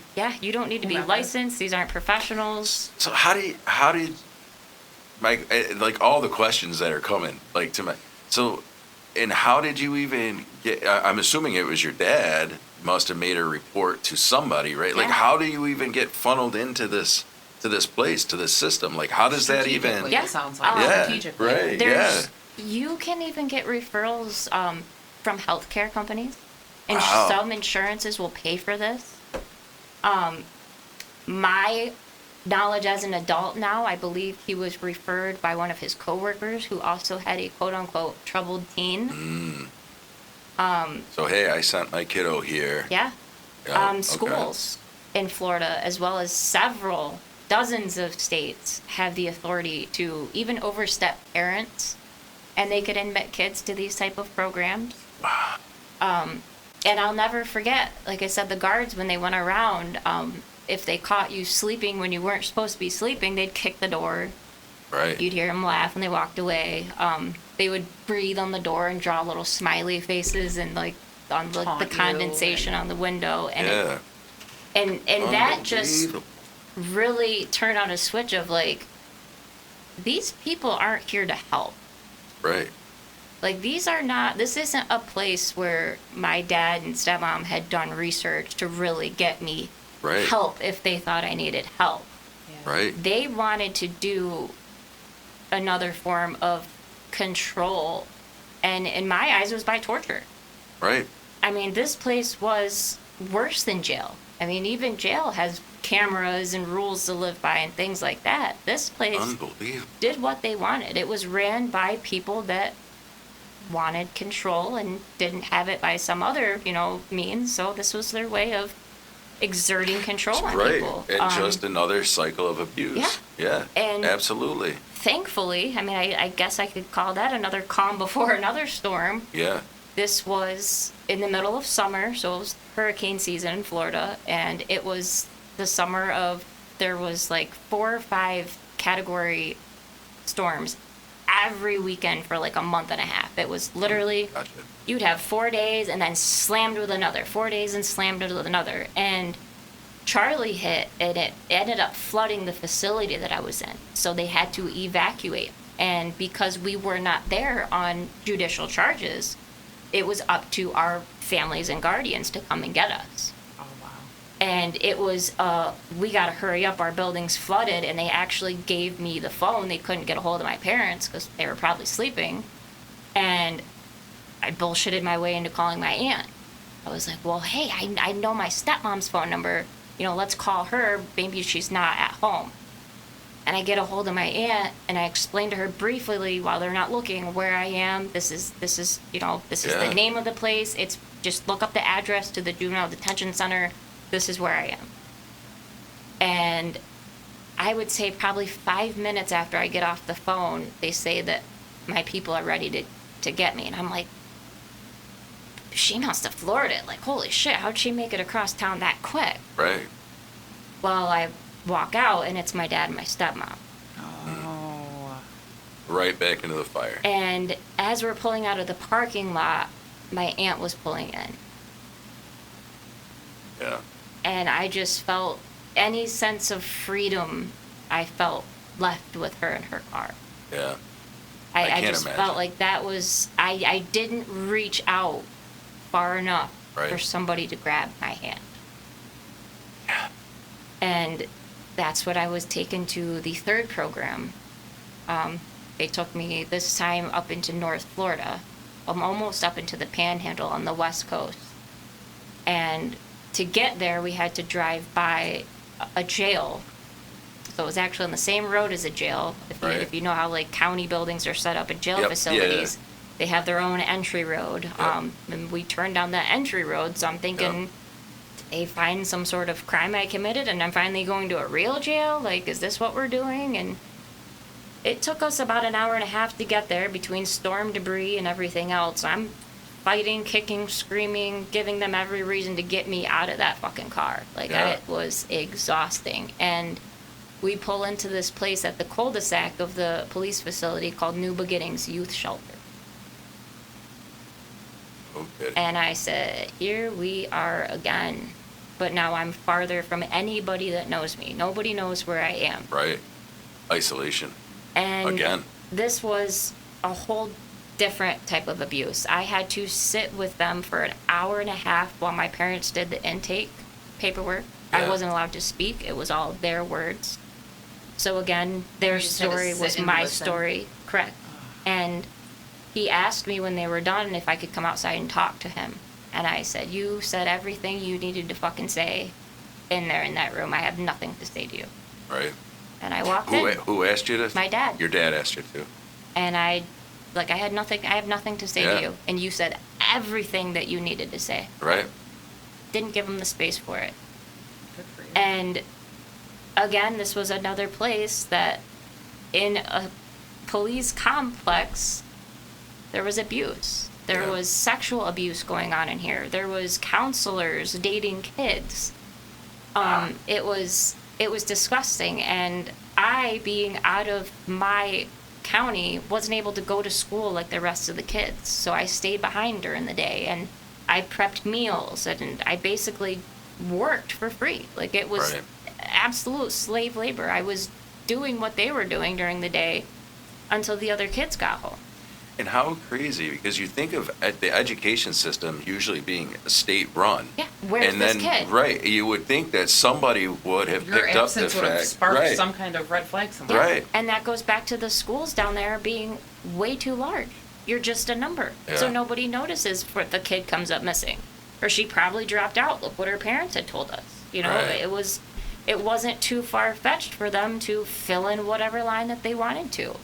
And it was just to the point where I knew that myself and my knowledge was going to be my only way out. Yeah. And it literally took me, I would go to the library with some of the older counselors. They would take us to, they would go to the library during the day and print off a bunch of their paperwork. Right. Clearly there was little funding if they're using the public library to take care of some of their, Right, you know, right. administrative things. Right. And while I was there, I was literally figuring out where I was in Florida. Yeah, because you had no idea. Right. I wasn't allowed to use the computers, but I could look at books. So I'm literally over in like the tax assessing area looking at maps and figuring out, first off, where the fuck am I? Because I Right. wasn't paying attention on the way there. I was just Well, trying how to could figure you? out. You're in like, Right. you know. You're in panic mode. Yeah. Yeah. Yeah. And Crisis. I'm finally starting to pick up these dots because they told me, listen, if you run away from here, you will get formal charges. This is considered a state-run facility, and if you run away, you will face formal criminal charges. And at this point, I'm like, okay, Yeah. Right. I'm what- already in jail. Right. What could be any What worse? could be Yeah. worse? Yeah. And within the 2 or 3 trips, I was able to go to the library with them because I had to be constantly supervised. They couldn't leave Right. me there during the day. I had gotten enough information to figure out where I was, the surrounding areas, which was all other than the exit to go by the jail, which definitely wasn't going to go that route. It was all woods, swamp. It was just literally marshy, gators, snakes, Yeah. mosquitoes the size of my car. I mean, Right. Yeah. Yeah. literally nasty shit. And I'm like, this is I'm trapped. gonna be my only way out if I am gonna get out.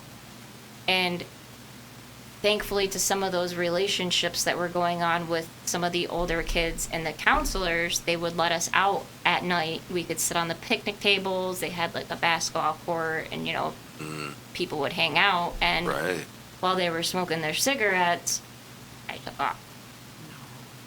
No kidding. And I showed him the other night on Google Maps. Now it's, you know, 20 years later, it's more developed. Sure.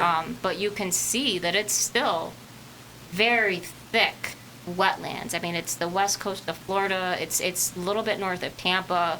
It's nasty shit. I mean, Yeah. you've got palmetto bushes. You can hear boars in the background. Oh my gosh. Like, I mean, it's... I can't imagine. But the only thing that scared me was if I'm going to pick up a leech. Because, you know, I had Right. shitty shoes on.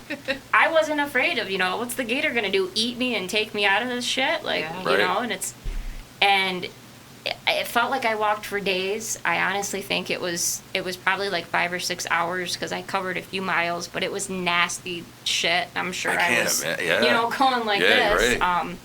And I get to, it's not a truck stop, but it was like it's kind of like a smaller highway, but it was like a truck repair, like where, you know, 18-wheelers can go and they can Yeah. refuel, they can get stuff, Like a you know, rest spot, fixed right? and things like that.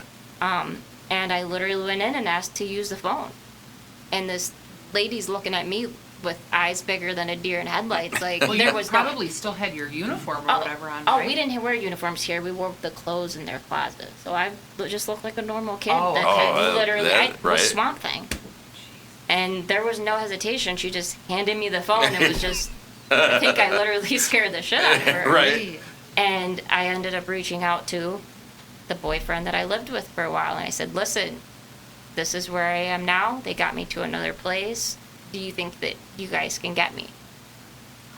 And I had to wait there for, it seemed like forever, but I didn't even care. I was, you know, I was Right. wet. I was miserable, but I was that was the first semblance of freedom that I had felt in years. And I stunk like it was, but I did I not can even imagine. care. Like, Yeah. I Yeah, you was don't think about that part walking through a I swamp, was but nastiest thing at a truck stop. Just let that sink in, you know. Yeah, and yeah. It it's, says a lot. yeah. And I ended up, so during one of the brief stays at home, one of the rules was I had to get a job. And Yeah. I got a job at this little shitty pizza place. They're called Hungry Howie's. It's kind of like the southern Little Caesars. okay.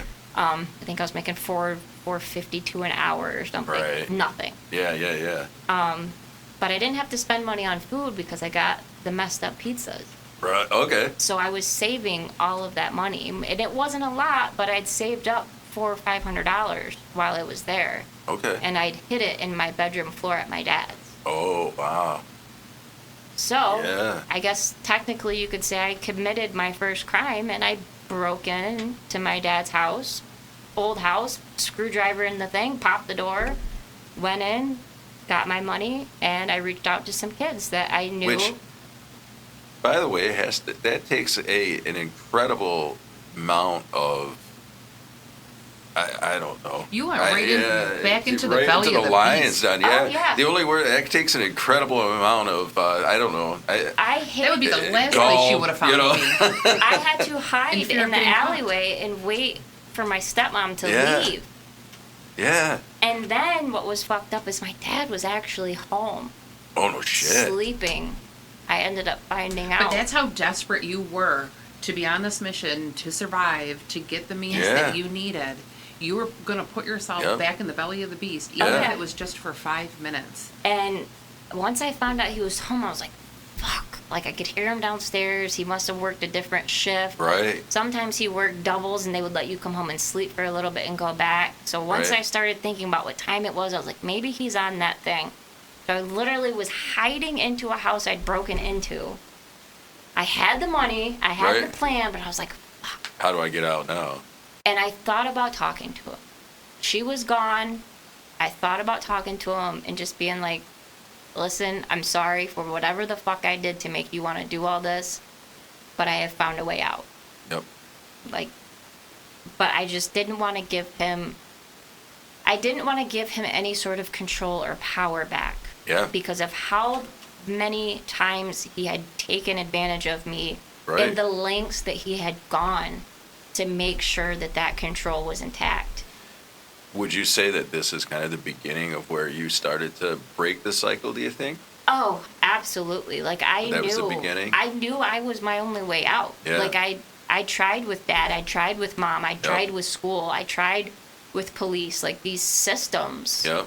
every system had failed me. You Yep. had no other options for And yourself. I literally, it took me reaching out to a group of kids that I would, going back to my dealing days, that I would I would re-up from them and said, listen, I knew that they took trips up to Utica, New York, and the person that usually drove them wasn't able to do it. So here we are in the MapQuest age, and they're trying to get from Central Florida to New York, and I was like, hey, I can get you guys there in 16 hours with back roads. I know my way, and I will pay for your gas there and back if you take me there. And they're like, well, why do you want to do this again?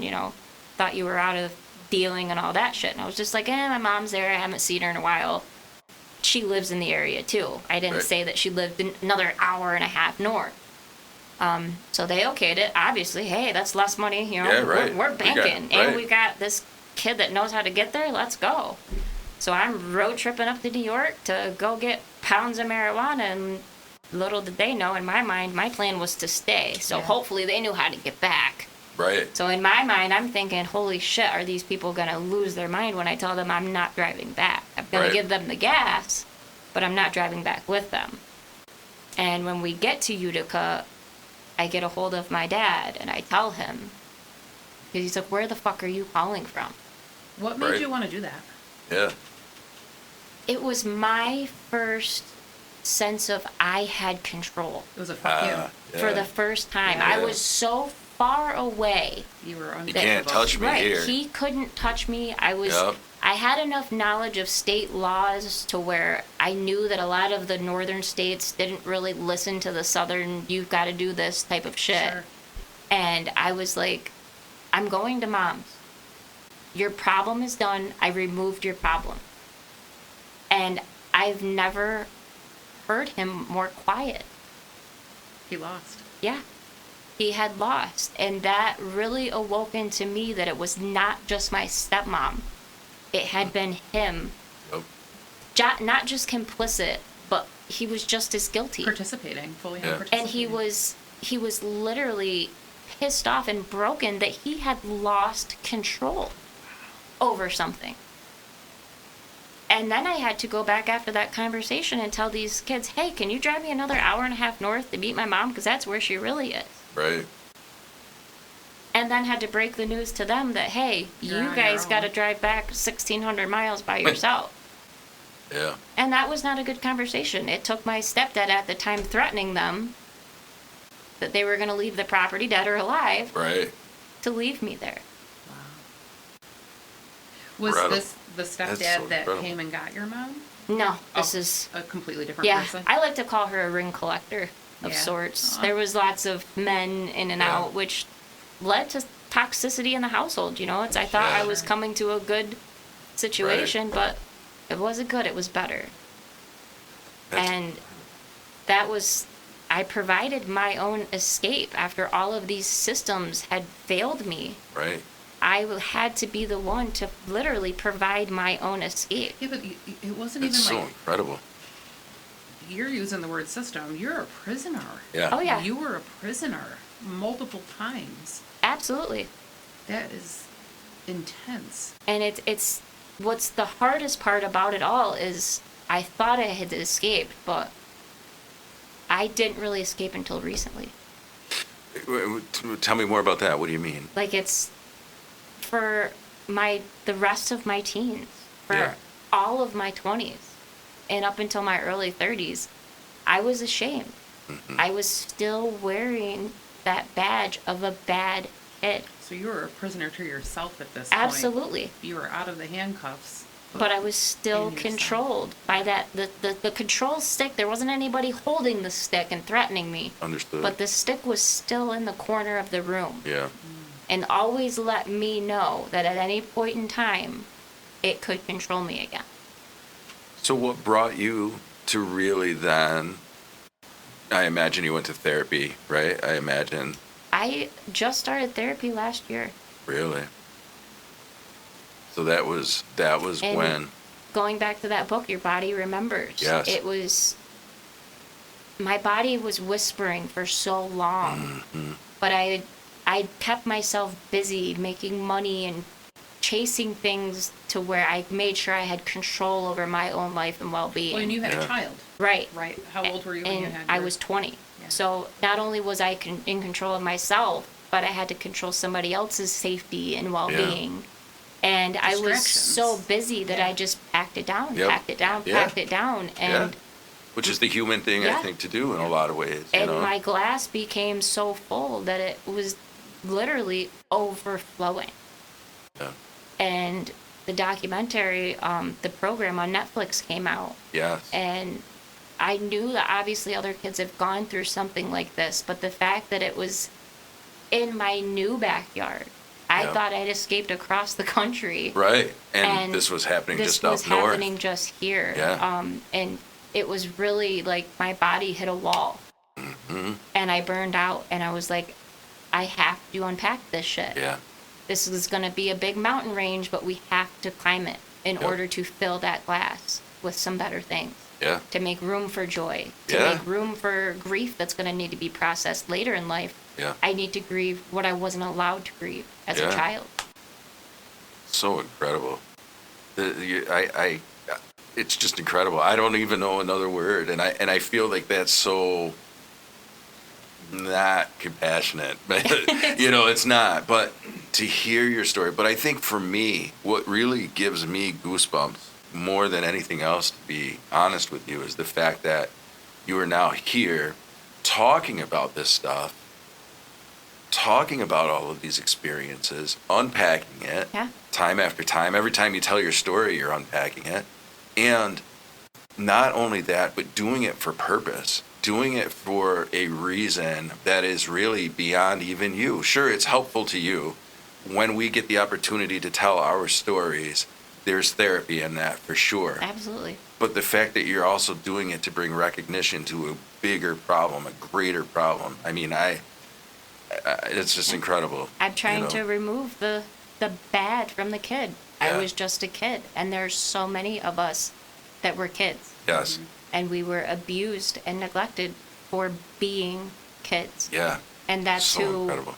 my voice is for. It's Yeah. for younger Ashley. It's for the kids that didn't make it out, that became, unfortunately, a part of a very worse statistics, Yeah. that are now drug addicts who are no longer with us because they couldn't Right. do the healing. They couldn't shake the shame. And for the kids that are still being labeled with that bad kid Yeah. term. Which, yeah. So, I'm going to pause for a minute and say, Vertigo listeners, if you are interested in this story, there is going to be more to come.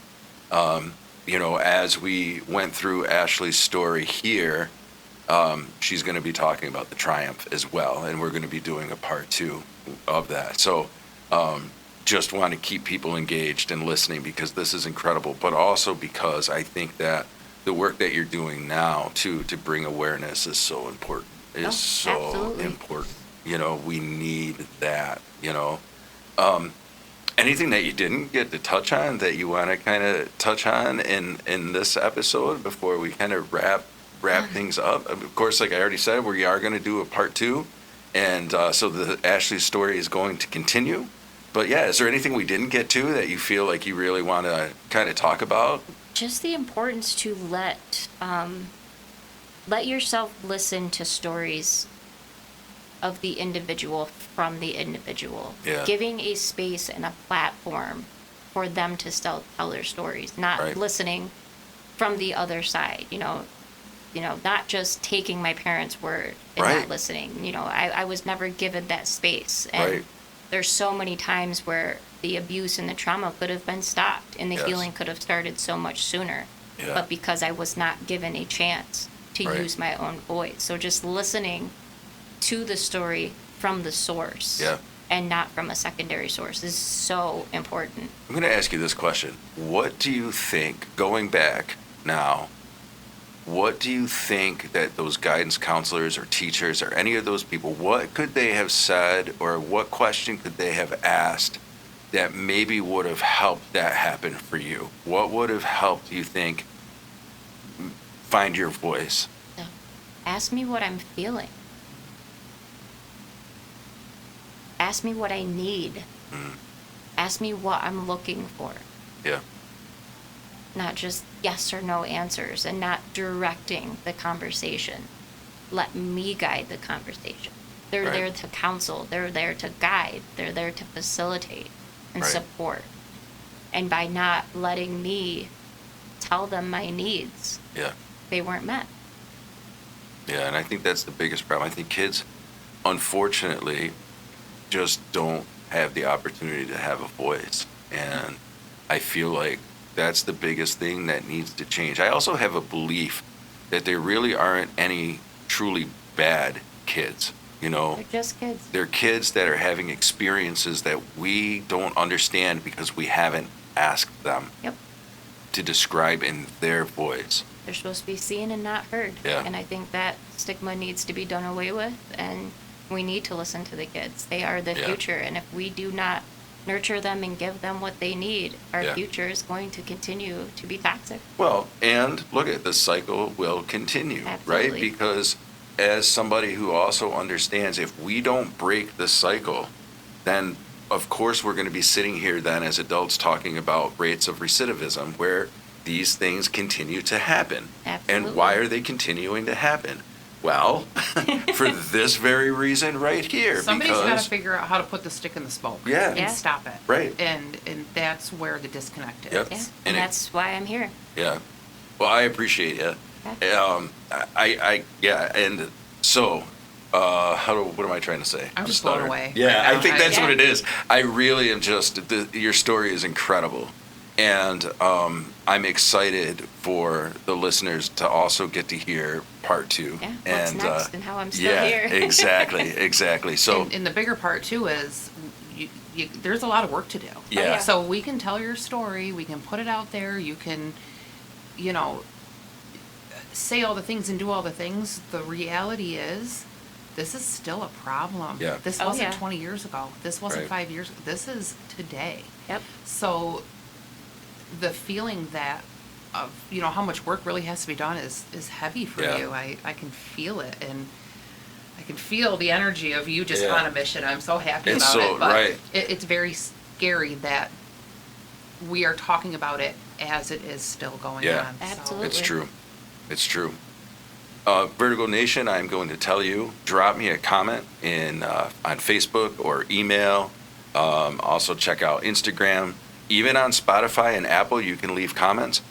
I'm really, because we are going to be doing part 2 of this, if you have questions, if you have things that you would like me to ask, you are going to have the opportunity to do that. We're not recording part 2, right, until next week. Is that Yep. right? So there's going to be a week of time where people can filter in some questions, comments, and we can spend the beginning of that kind of going over that. So please, if you've got any comments, questions, things that you want to hear about, or just want to chime in, share your stories. I think that's really what this is about, is having the opportunity to have a voice. So if you've been voiceless, know that you don't have to be voiceless anymore. There are places, programs, people that you can talk to. I'm going to plug RAIN really quick on a national level. Go ahead and Google that. Take that. What is that? I can't remember what the RAIN is. The actual rape, abuse, incest. I don't remember what the national network. I can't remember, but it's RAINN. You can check that out. 688 is for suicide. That's a national number that you can call, ask for help. And it's not just for people who are in the throes of that. If you're a family member, if you're a friend, and you are seeing somebody that you care about, love, experiencing, these are places that you can reach out. In Oswego County, for local listeners, there is SAFE. And here it is. So the National Sexual Assault Hotline, 1-800-656-4673. And again, RAIN is also a website that you can tap into. Help is out there. Help is available. So please, please, please, that's one of the good things about the digital age that we live in now. Google will get you where you need to be. So thank you so much, Ashley, for part 1 of your story. Looking thank forward you. to the rest. Yeah. And Vertigo Nation, stay tuned and let your head spin.